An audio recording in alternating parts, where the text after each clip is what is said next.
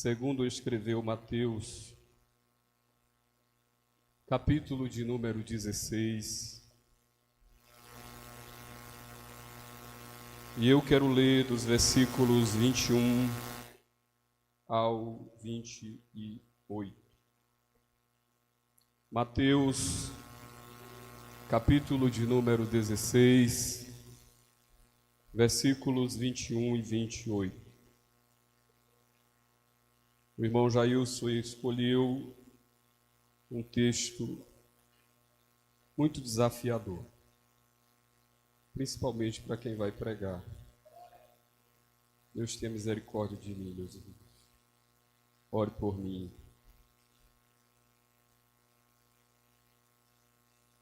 Eu quero agradecer pela oportunidade de cooperar nessa noite com o trabalho da UMAD, área 1.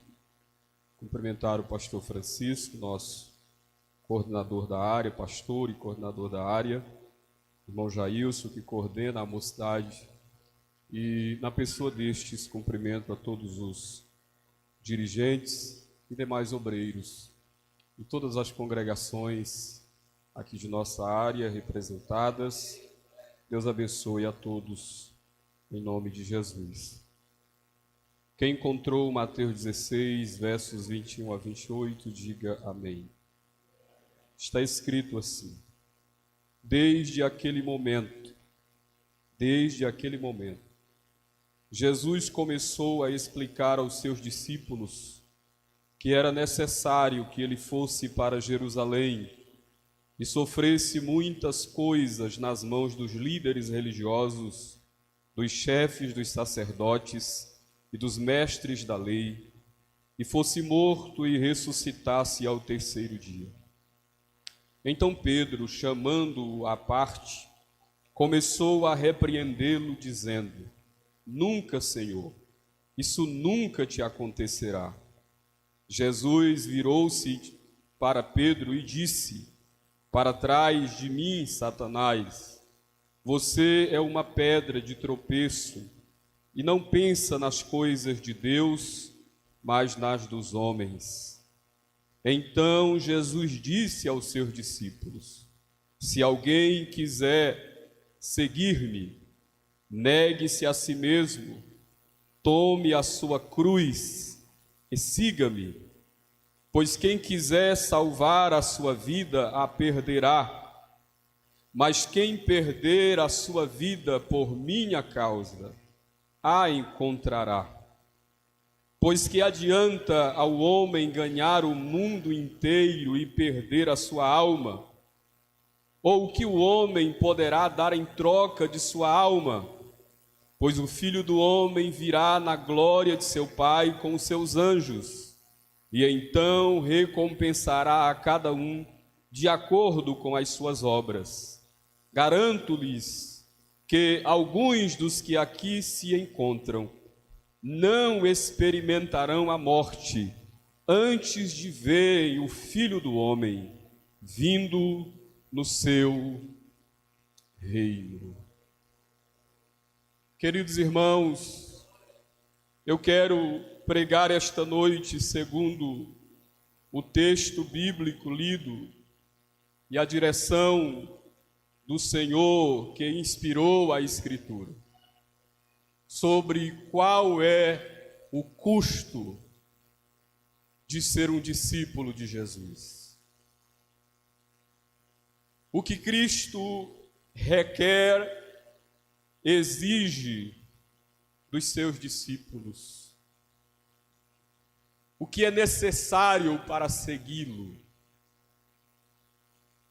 O que nós devemos levar em conta quando aceitamos o desafio, abraçamos o desafio de ser um discípulo de Jesus.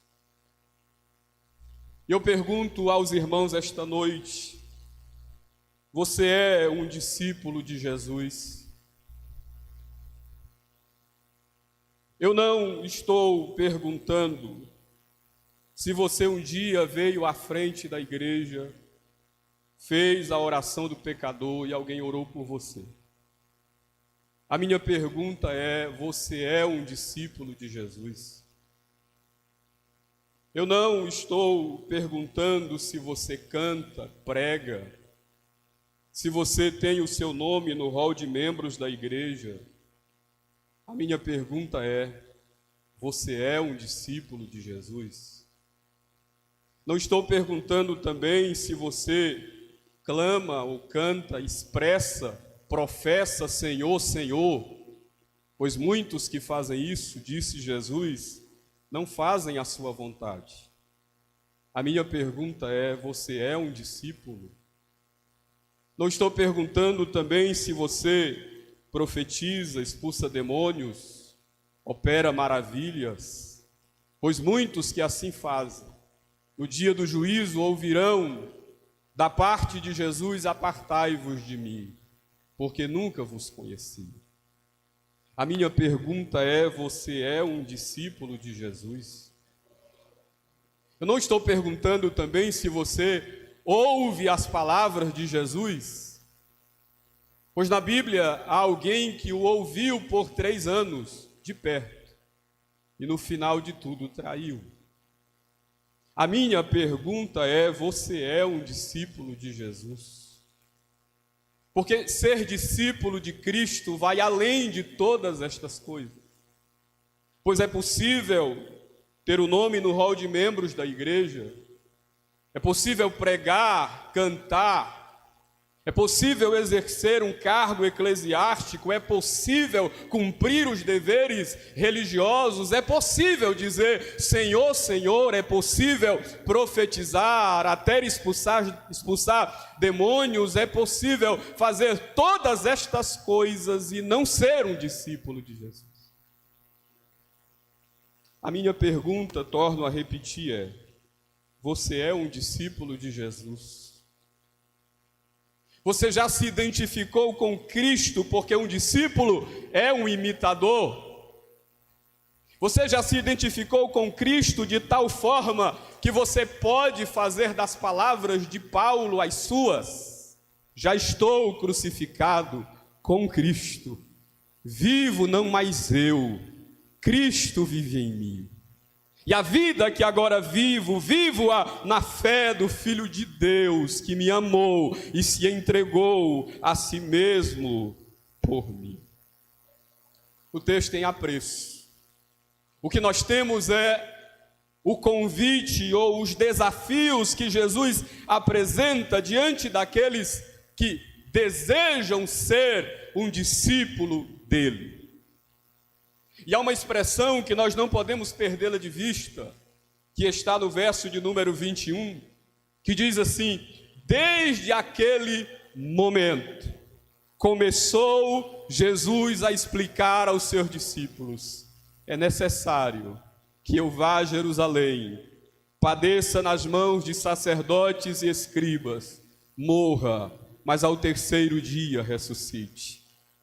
E essa expressão ela é de extrema importância na compreensão do texto, porque até este momento Jesus não havia falado sobre a cruz.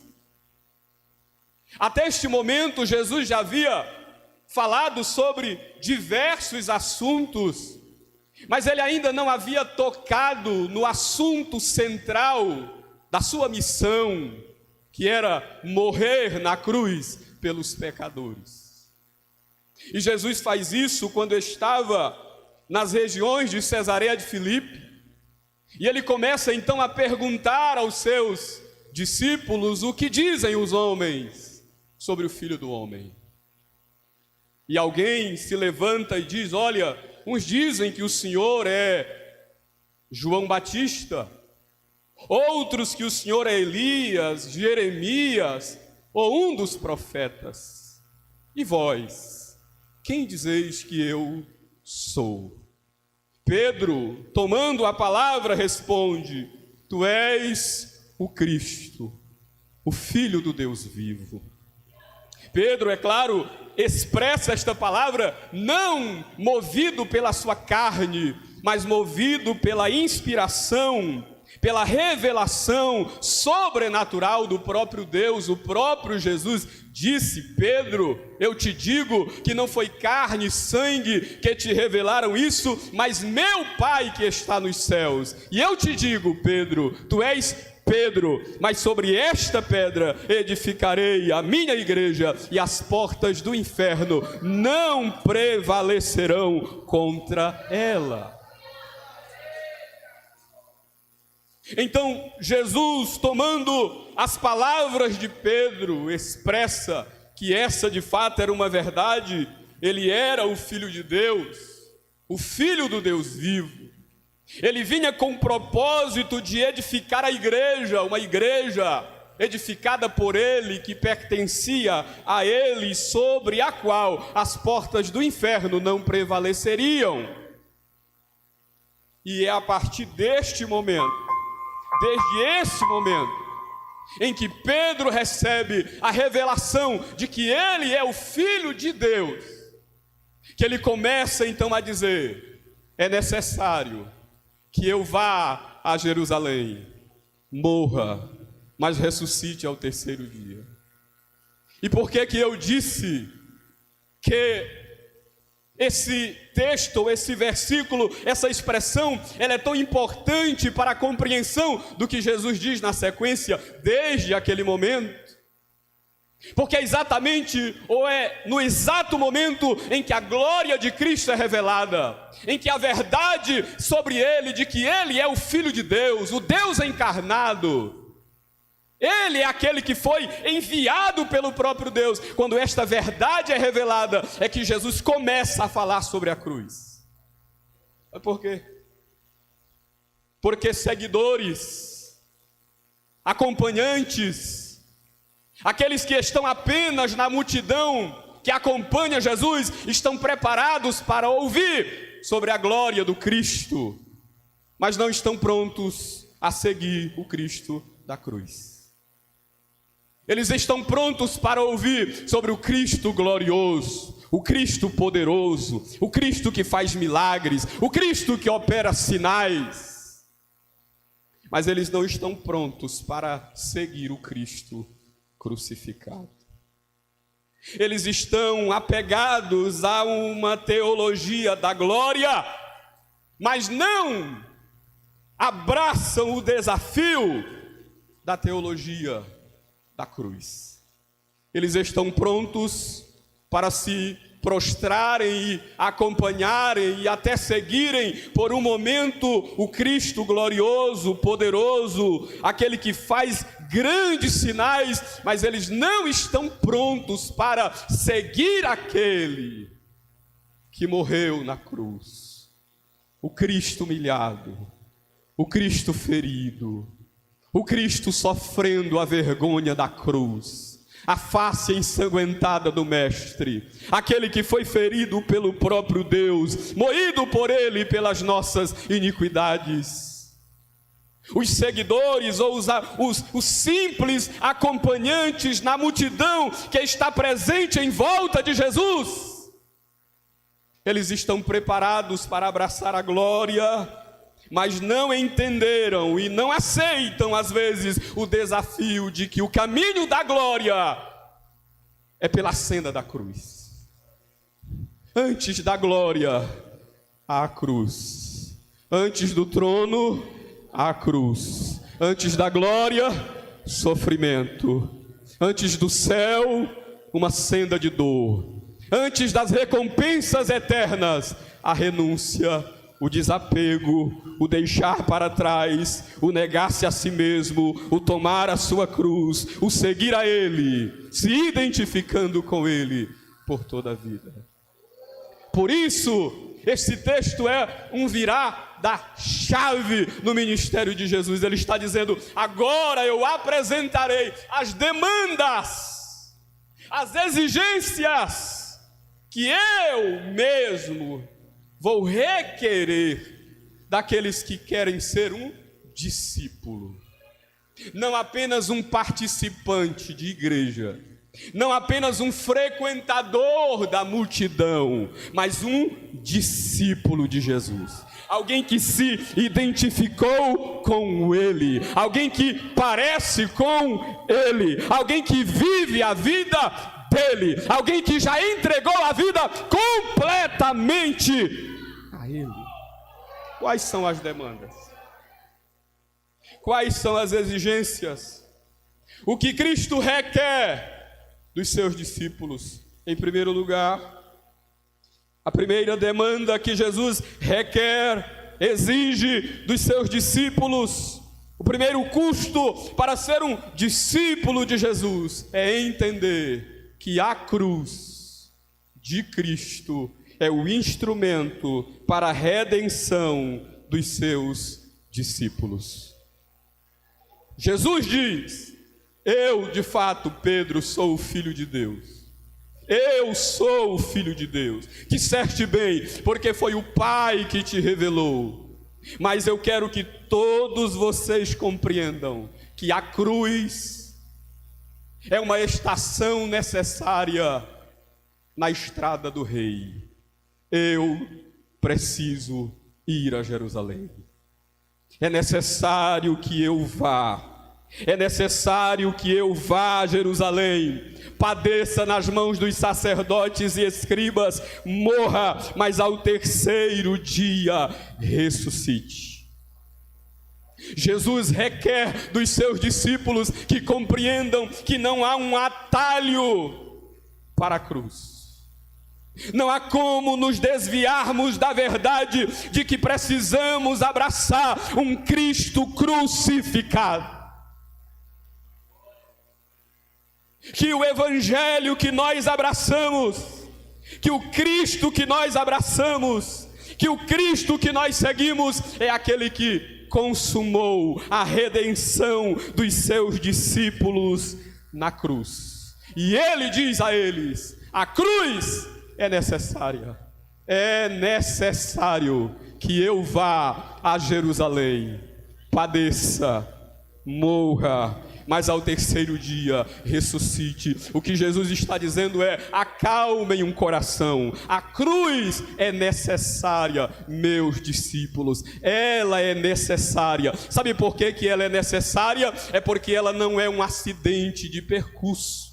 A cruz não é um plano B de Deus. Não, a cruz foi um projeto arquitetado pelo próprio Deus ainda antes da eternidade, ou ainda antes na eternidade. Ou seja, como disse um certo poeta, antes que Deus dissesse haja luz, Deus já havia dito haja cruz. A cruz é necessária. O instrumento da redenção dos discípulos é a cruz de Jesus Cristo. É me identificando com aquele que morreu pelos meus pecados, que foi ferido pelas minhas transgressões, que foi moído pelas minhas iniquidades, que eu me torno um discípulo de fato e de verdade dele.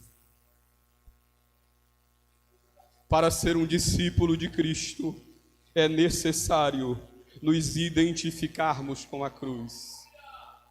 E observe que a sequência do texto revela que a religião humanista, que procura atalhos para fugir da cruz, é uma religião de inspiração satânica.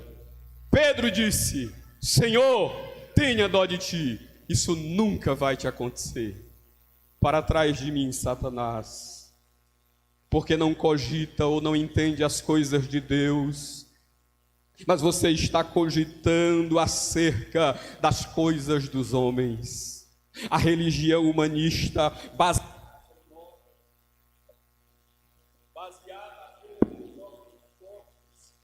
baseada apenas nas obras praticadas, baseada apenas naquilo que nós podemos fazer para Deus, para que possamos ser aceitos por Ele, é uma religião de inspiração satânica, é uma religião de inspiração diabólica.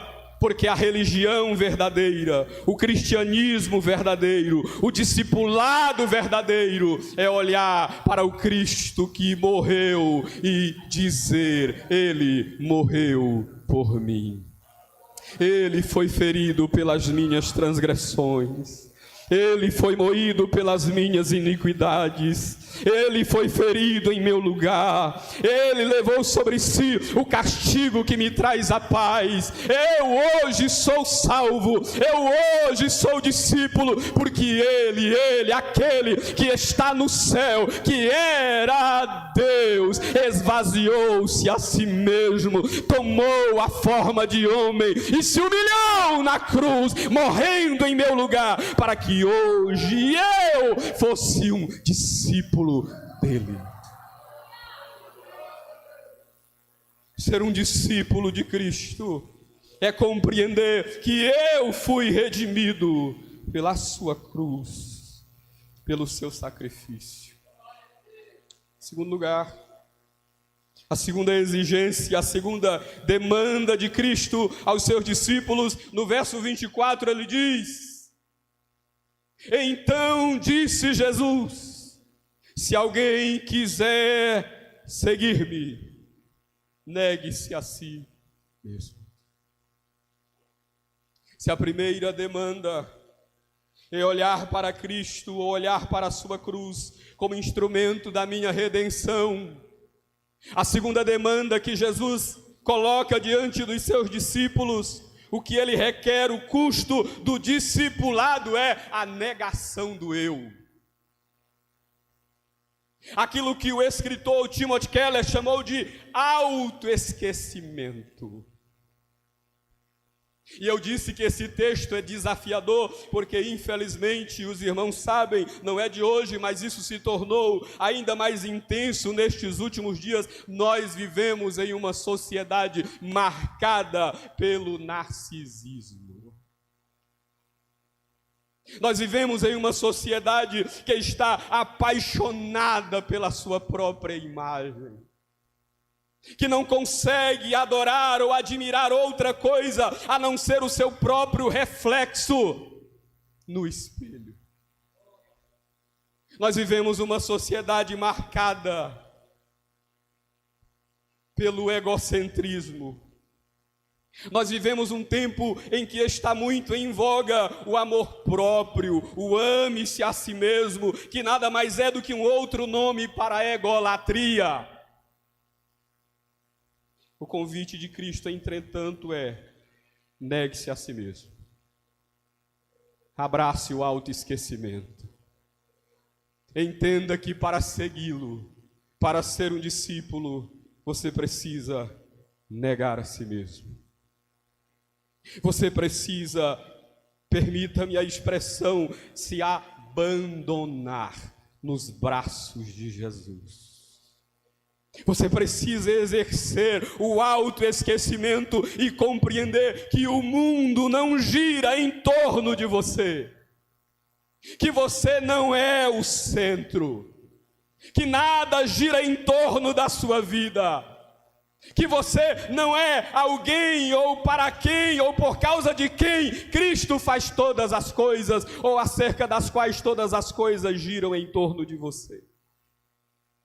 Para seguir a Ele, é preciso primeiro, além de compreender a cruz de Cristo, negar a si mesmo. E esse é um desafio para nós, inclusive, que estamos na igreja, porque nós vivemos também um tempo de egocentrismo. Nós vivemos também um tempo de narcisismo espiritual. As pessoas estão apaixonadas pela própria espiritualidade. As pessoas estão apaixonadas pelo fato de o quanto são espirituais. As pessoas fazem de tudo para aparecer, para ser vistas, porque, como diz o ditado, quem não é visto não é lembrado. Mas o convite de Cristo é: negue-se. Exerça o autoesquecimento. Esconda-se em Cristo. Abandone-se em seus braços. Negue-se, exerça o autoesquecimento, esconda-se em Cristo, de tal forma que só Ele seja visto, só Ele seja lembrado, só Ele seja glorificado, só a Ele seja dada a glória, só a Ele seja dado louvor. Abaixo a vanglória, abaixo o antropocentrismo, abaixo o humanismo, e glorificado seja o Deus Todo-Poderoso, que merece o louvor, a honra e a glória pelos séculos dos séculos.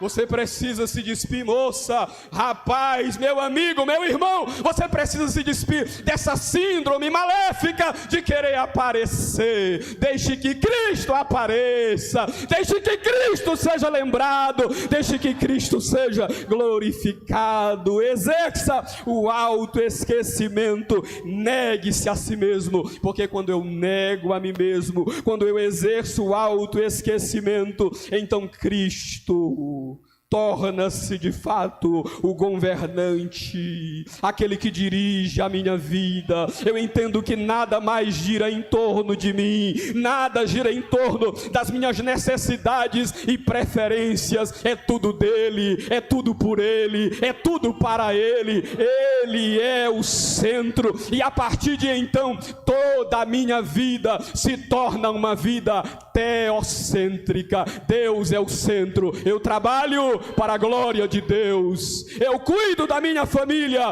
para a glória de Deus, eu canto para a glória de Deus, porque tudo é para Ele, tudo é por Ele e tudo é por meio dEle. Por isso, quando eu exerço o autoesquecimento, eu estou preparado para de fato adorá-lo como Ele merece, servi-lo como Ele merece.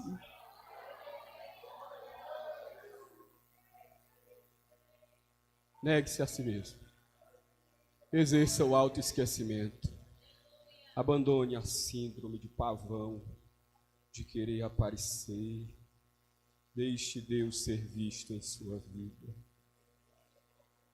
Terceiro lugar, com o que Jesus requer dos seus discípulos, qual é o custo? Ele diz no verso de número 24, quem quer me seguir, negue-se a si mesmo, tome a sua cruz. Receba a sua cruz. Tome-a e siga-me. Terceiro lugar, e foi dito essa noite, eu acho, pela Sabrine, desculpe se eu estou errado no texto que ela leu, eu estava prestando atenção, bem mesmo. Eu disse, amém, Jesus, obrigado. Porque quem quer seguir a Cristo, quem quer ser um discípulo de Jesus, precisa estar disposto a abraçar a cruz. Cruz é sofrimento. A simbologia da cruz no Novo Testamento nunca aponta em ocasião nenhuma para conforto, para uma vida boa e tranquila. Cruz é símbolo de sofrimento. Quer ser um discípulo? Abraça o sofrimento por amor a Jesus. Ah, pastor, mas aí não. Aí sim. Tome a sua cruz e siga-o. Jesus está requerendo daqueles que querem ser o discípulo dele, que sofram por amor a ele, que abracem a cruz, que é a identificação dos seus sofrimentos em mim, é as marcas do que ele sofreu em mim. Eu tomo a minha cruz, porque eu abraço o sofrimento com ele e para a glória dele. Você quer mesmo ser um discípulo de Jesus? Porque para ser um discípulo, você precisa estar preparado para abraçar o sofrimento e dizer, como disse o Jonas Madureira, que você precisa abraçar o seu sofrimento e agradecer a Deus, porque os seus sofrimentos lhe aproximam mais e mais de Deus, mais e mais de Deus, porque a autossuficiência me distancia de Deus, mas a compreensão da minha insuficiência me deixa mais perto dele, porque perto dele, ele revela a sua grandeza, e a minha pequenez é revelada, e a glória é apenas para ele. Você precisa se identificar com Cristo em seus sofrimentos. Em Mateus 20, botaram o relógio. Em Mateus 20, estava procurando ele.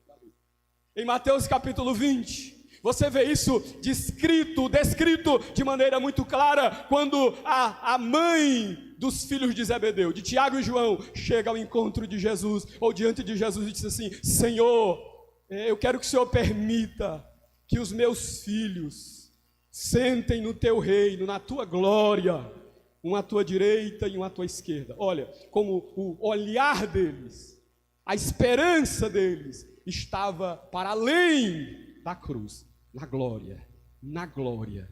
Aí Jesus disse: vocês podem beber o cálice que eu vou beber? E eles respondem imprudentemente, mas respondem: podemos. Não sabem nem do que eles falam. Podemos. E Jesus disse: de fato, vocês vão beber. Tiago e João é o primeiro e o último discípulo de Jesus Cristo. Tiago morre decapitado em Atos capítulo 2. João, depois de sofrer por todo o seu ministério e ser exilado na ilha de Patmos, morre por volta do ano 98 na cidade de Éfeso, em boa velhice, mas depois de ter sofrido muito por amor a Cristo. Jesus diz: vocês vão beber. Compreendam uma coisa, que no meu reino, maior não é aquele que exerce autoridade, mas aquele que serve. Pois o Filho do Homem não veio para ser servido, mas para dar a sua vida em resgate de muitos. Jesus está dizendo: vocês estão olhando para a glória, mas antes da glória existe a cruz, o sofrimento. É necessário que eu vá à cruz, e vocês, para ocuparem um lugar ao meu lado, é necessário que vocês bebam o cálice que eu vou beber. É necessário que vocês bebam o que eu vou beber. Vocês sofram, não como eu vou sofrer, porque eu vou sofrer pelos pecadores, mas que vocês sofram por amor a mim. Pois para aqueles que sofrem por amor a Cristo, que levam a sua cruz, há uma promessa gloriosa, que no dia da eternidade, quando a eternidade se romper diante de nós, nós seremos coroados. Mas não existe discipulado sem cruz. E eu vou encerrar do meu horário. Eu quero falar apenas de mais uma característica. Permita-me, meu querido pastor, só mais 4 minutos. Jesus disse no verso de número 25: pois quem quiser salvar a sua vida, perdê-la. E quem perder a vida por amor de mim, achá-la.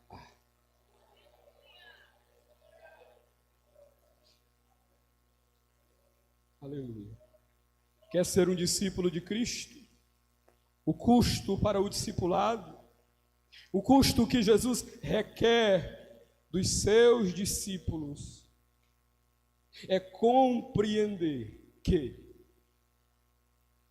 no seguir a Cristo, eu começo primeiro perdendo, para depois ganhar. Eu perdo para só assim ganhar. Ele disse: quem ganha a sua vida, a perderá. Mas quem perder a vida por amor de mim, achá-la. E Jesus conclui este ponto tratando daquilo que é a essência do discipulado. Eu perco a vida, eu abandono, eu exerço autoesquecimento, eu renuncio a mim mesmo, eu abro mão daquilo que eu não posso sustentar para receber aquilo que eu não posso conquistar. Eu abro mão daquilo que eu não posso sustentar. O que é que eu não posso sustentar? A minha própria vida. Eu não tenho como sustentá-la. A minha vida, querendo ou não, a minha vida está nas mãos daquele que é soberano sobre cada ser humano. Eu abro mão do que eu não posso sustentar para receber aquilo que eu não posso por mim mesmo conquistar. Eu abro mão da minha vida. Eu me abandono nos braços de Jesus. Eu exerço o autoesquecimento para receber aquilo que eu, por meus méritos, não posso conquistar. A vida eterna em Cristo Jesus.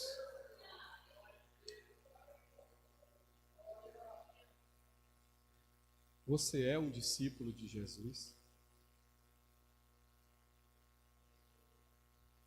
Você pode dizer esta noite com toda a convicção do seu coração que você já negou a si mesmo, tomou a sua cruz e está seguindo?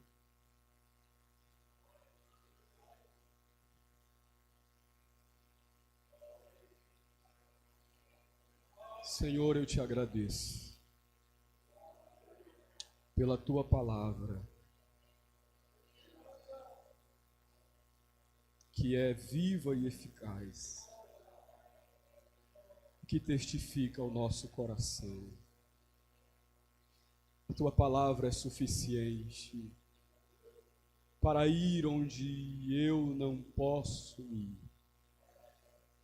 para revelar. A tua palavra penetra até a divisão da alma e do espírito. Oh, Espírito Santo, aplique a tua palavra no coração destes jovens, no coração dos irmãos nesta noite aqui congregados. Senhor, nos dê a graça necessária para abraçar os desafios de ser um discípulo de Jesus de verdade.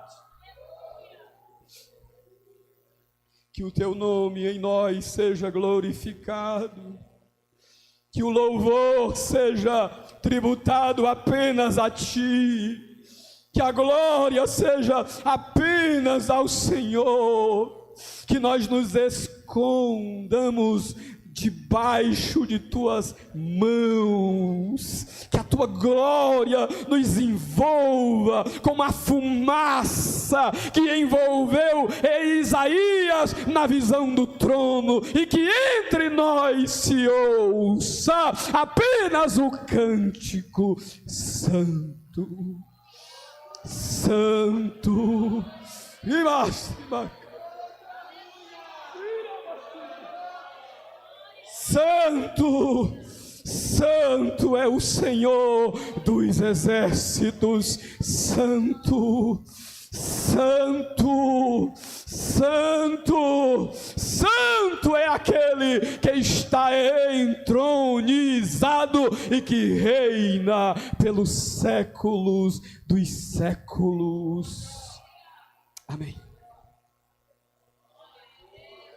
Glória a Deus por esta bela mensagem vinda diretamente do trono de Deus.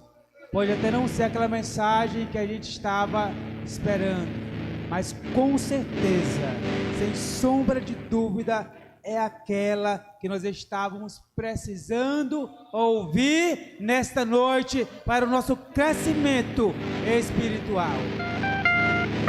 Eu agradeço a Deus por esta boa palavra. Eu agradeço a Deus por esta boa palavra. Irmãos, 9:12. Vamos ouvir mais um hino. 9:20 a gente encerra.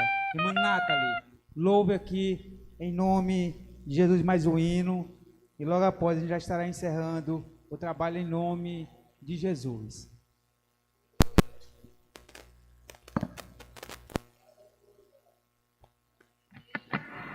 Glória a Deus.